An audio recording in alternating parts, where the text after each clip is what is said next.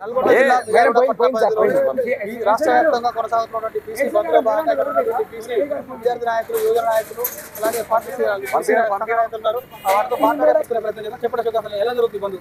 ఈ రోజు బీసీ సంక్షేమ సంఘం జాతీయ అధ్యక్షులు రాజ్యసభ సభ్యులు ఆర్ కృష్ణయ్య గారు, జాల శ్రీనివాస్ గౌడ్ గారు, అలాగే దా సురేష్ గారు ఇచ్చిన పిలుపు మేరకు ఈరోజు తెలంగాణ రాష్ట్ర వ్యాప్తంగా కూడా బంద్ విజయవంతమైంది. ఎందుకంటే ముఖ్య ఉద్దేశం ఒకటే, బీసీలకి 42% రాజకీయ రిజర్వేషన్ కల్పించేదాకా ఏ రాజకీయ పార్టీ అయినా ఎన్నికలకు పోతే తాట తీస్తామని హెచ్చరిస్తా ఉన్నాం. ఎందుకంటే బీసీ ఓటుతో గెలిచిన మీరు బీసీలని కపట నాటకాలతోటి అణచివేసే కుట్ర చేస్తా ఉన్నారు. ఈ రోజు అన్ని రాజకీయ పార్టీలు బీసీలకు మద్దతు ఇచ్చాయి. మరి బీసీ బిల్లును అడ్డుకునేది ఎవరు?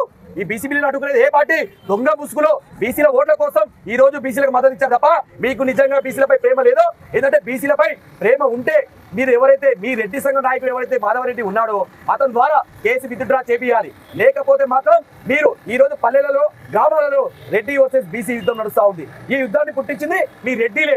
ఎందుకంటే ఈడబ్ల్యూఎస్ రిజర్వేషన్ వచ్చింది, దాన్ని మేము అడ్డుకున్నామా? మీ జనాభా ఎంతో తెలియదు, మీరు జనాభా ఎంత మందిలో తెలియదు. 10% రిజర్వేషన్, మా రిజర్వేషన్ మా పొట్టలు కొట్టి తిన్నారు సిగ్గు లేకుండా.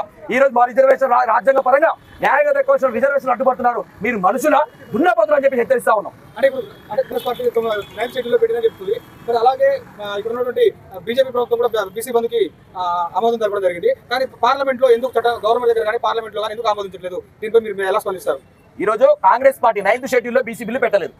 9th షెడ్యూల్లో పెట్టాలని చెప్పేసి దానికి రాజ్యాంగ పరంగా దానికి ఉండవలసిన అడ్డంకులు కూడా కాంగ్రెస్ పార్టీ సృష్టిస్తుంది. ఏంటంటే బిల్లు అడ్డుకోవడానికి ఏ విధంగా చేయాలి మనం అని చెప్పేసి ఆ అడ్డుకునే కుట్రనే చేస్తుంది తప్ప కాంగ్రెస్ పార్టీ. ఇంకోటి కేంద్ర ప్రభుత్వం తలుచుకుంటే చాయ్ తాగే లోపు మనకి 42% రిజర్వేషన్ వస్తుంది. కేవలం ఎంపీలు ఏం చేస్తా ఉన్నారు? ఈరోజు తెలంగాణ రాష్ట్ర ఎంపీలు ఏం చేస్తా ఉన్నారు? బీసీలు మంత్రులు ఏం చేస్తా ఉన్నారు? నెక్స్ట్ టార్గెట్ మాకు ఎంపీలే. ఏంటంటే ఎంపీలను టార్గెట్ చేస్తాం, రాష్ట్ర దిగ్బంధం చేస్తాం. ఏ ఎంపీ కూడా కానీ రోడ్ల మీకు రాకుండా చేస్తాం. పార్లమెంట్ లో బీసీ బిల్లు పెట్టి స్థానిక సంస్థల్లో బీసీ 42% రిజర్వేషన్ వచ్చే వరకు బీసీలందరం కూడా ఉమ్మడిగా కొట్లాడతామని చెప్పేసి కూడా తెలియజేస్తాము. అక్కడే ఉన్నారు. బీసీ బంధు, బీసీ రిజర్వేషన్ అమలు కాకపోవడానికి ప్రధాన కారణం ఏంటంటారు? ఇప్పుడు వాస్తవంగా ఎస్సీలు, ఎస్టీలు, బీసీలు కలుపుకొని పోయి ఇలా బ్రహ్మాండంగా బ్రాహ్మణలో పెద్ద ఎత్తున చేసినాం. ఇలా Congress party, TRS party, BJP party, CPM party, అన్ని పార్టీలు ఎల్లయ్య, పుల్లయ్య, మల్లయ్య అందరూ మా సహకరిస్తారు. వాస్తవంగా మరి ఎవరు మాకు అన్యాయం చేస్తారు మాకు అర్థం కావట్లేదు ఇప్పుడు. కాబట్టి రాబోయే రోజులలో హామీ ఇచ్చిన కాంగ్రెస్ పార్టీ, అమలు చేయాల్సిన బీజేపీ పార్టీ ఇద్దరు కూడా మమ్మల్ని ఇబ్బంది పెడుతున్నారు. రాబోయే రోజులలో శంకరగిరి మండల పడతారు ఈ పార్టీ, 2 పార్టీలు.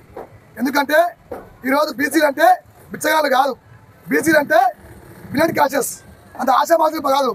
ఇలా కొంతమంది కుట్రతోటి ఈ బీసీ కులాలు బర్రెలు కాసుకోవాలి, గొర్రెలు కాసుకోవాలి, పడుకోవాలని చెప్పేసి మా మీద అత్యంతోటి ఈరోజు వాడలేకపోతున్నారు. కాబట్టి చెప్తున్నాం బీసీ తిరుగులారా, రాబోయే రోజుల్లో తెలంగాణ పుట్టిన మేము ఉద్యమం ఏ విధంగా చేయాలో తెలుసు మొత్తం కూడా.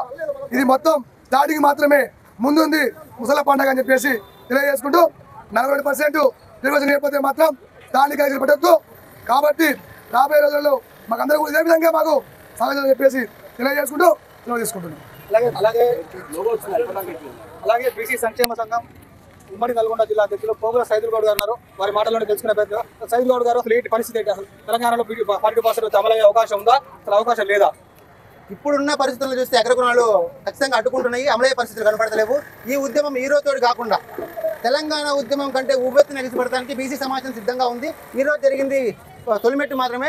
దీన్ని పరిణామాలు తీసుకుని ముందు పరిస్థితులు దారుణంగా ఉంటాయని అగ్రకులాలకు హెచ్చరిస్తా ఉన్నాము. ఇంకొకటి, ఇందులో రాజకీయ పార్టీ అగ్రకుల నాయకులందరూ ఇన్వాల్వ్ అయినారు. పేరుకు మాత్రమే మేము సపోర్ట్ అనే మాట వాయిస్ వినపడుతుంది తప్పితే ఇక్కడ ఎక్కడ కూడా స్థానికంగా చూసుకున్న ఈ రోజు మీడియాలో కూడా స్థానికంగా ఉన్న ఏ రాజకీయ పార్టీ నాయకులు అగ్రకులాలకు ఇక్కడ పార్టిసిపేట్ చేయలేదు. అంటే దీన్ని బట్టి అర్థం చేసుకోవచ్చు, నిర్మాణంగా ఓట్ బ్యాంక్ కోసం మాత్రమే బీసీలను తూతూ మంత్రంగా వాడుకోవడం కోసమే మేము బీసీ వాదం, మేము రిజర్వేషన్ కల్పిస్తామంటూ అన్ని పార్టీల నాయకులు ఇక్కడ పలికినారు కానీ, వాయిస్ ఇచ్చినారు కానీ, తీరా క్షేత్రస్థాయిలోకి వచ్చేసరికి, ఉద్యమంలోకి వచ్చేసరికి ఏ పార్టీ అగ్రకుల నాయకులు ఇక్కడ పార్టిసిపేట్ చేయాలి? అంటే ప్రతి పార్టీ కూడా అగ్రకులం ఉన్న ప్రతి నాయకుడు కూడా ఇక్కడ బీసీ కుల రిజర్వేషన్కు వ్యతిరేకమే. కాబట్టి ఈ ఉద్యమాన్ని బీసీ నాయకులు ఇంతటితో రాకుండా అన్ని కులాలు సబ్బండ కులాలు ఒకటయ్యి గట్టిగా పోరాటం చేస్తేనే భవిష్యత్ కాలంలో మన హక్కులు మనం సాధించగలుగుతాం, మన రిజర్వేషన్ మనం సాధించుకోవడం తప్పితే ఆశామాజిక రిజర్వేషన్ పరిస్థితి కనపడతలేదు. దీన్ని తెలంగాణలో ఉన్న బీసీ సమాజం మొత్తం గుర్తెరిగి ఇక ఉద్యమాన్ని ఉవ్వెత్తం చేసుకుంటూ మన హక్కులు సాధించుకొని కోట్లాడాలని కోరుకుంటా ఉన్నాం.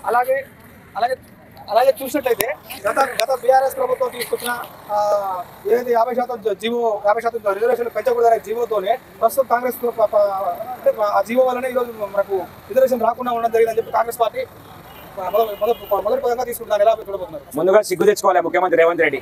కేసీఆర్ గారు బీసీలకు అనేక ప్రాధాన్యత తెలంగాణ తొలి స్పీకర్ ఇచ్చింది మన కేసీఆర్ గారే, డిప్యూటీ స్పీకర్ ఇచ్చింది కేసీఆర్ గారే. ఇలా నల్గొండ జిల్లా 2 సార్లు బీసీకి ఇచ్చింది. ఇలా కాంగ్రెస్ పార్టీ అక్కడ మోడీ కాళ్ళకు దండం పెడుతున్నారు. రేవంత్ రెడ్డి తక్షణమే సిగ్గు తెచ్చుకొని మా బీసీ సోదరులందరికీ క్షమాపణ చెప్పి తక్షణమే బీసీ బిల్లు పార్లమెంట్ చేయాలి. ఎందుకంటే తెలంగాణ రాష్ట్రంలో 2 కేంద్ర మంత్రులు, 2 ఎంపీలు, 8 మంది ఎంపీలు, 8 మంది కాంగ్రెస్ ఎంపీలు. సిగ్గు లేదా వీళ్ళకి? వాళ్ళు రాజీనామా చేసింది మోడీకి చెప్పులు మేడానికి మనకోసం తప్పించి బీసీ బిల్లు గురించి అడిగే నైతిక హక్కు వీళ్ళకి లేదు. ఎందుకంటే కేసీఆర్ గారు వాళ్ళు దండం పెడతారు. ఎందుకంటే ఇలా బండి సంజయ్ కిషన్ రెడ్డి వాళ్ళ పదవులు కాపాడుకోవాలని చెప్పి ఆ దండం పెడతారు. మీ చెప్పులు మేడం బంద్ చేసి ఇప్పటికైనా సిగ్గు తెచ్చుకొని మా బీసీ బిల్లుని తక్షణమే రిలీజ్ చేయాలి. లేని పక్షంలో గౌరవ కేటీఆర్ గారి నాయకత్వంలో రాష్ట్ర వ్యాప్తంగా ఉధృతంగా ఉద్యమం చేస్తున్నా. కాబట్టి రాబోయే రోజుల్లో జూబ్లీస్ ఎన్నిక ఉంది. ఆ ఎన్నికల్లో బీసీ సోదరులను ఎమ్మడించుకొని కాంగ్రెస్ పార్టీ చిత్తు కూడా చంపి మరొకసారి సభాగం తెలియజేస్తూ ఈ రోజు బీసీ సంఘం ఆధ్వర్యంలో గౌరవ అశోక్ గారు, మహేష్ గారు, అదేవిధంగా అంజీ నాయుడు నాయకత్వంలో బ్రహ్మాండంగా ఈరోజు బంద్ చేయడం అంటే ఇలాంటిది ఓన్లీ ఆరంభమే, ఇంకా ప్రారంభం కాలే. గతంలో తెలంగాణ ఉద్యమం ఎట్లా చేసినామో మరొకసారి బీసీ ఉద్యమం అట్లా చేసి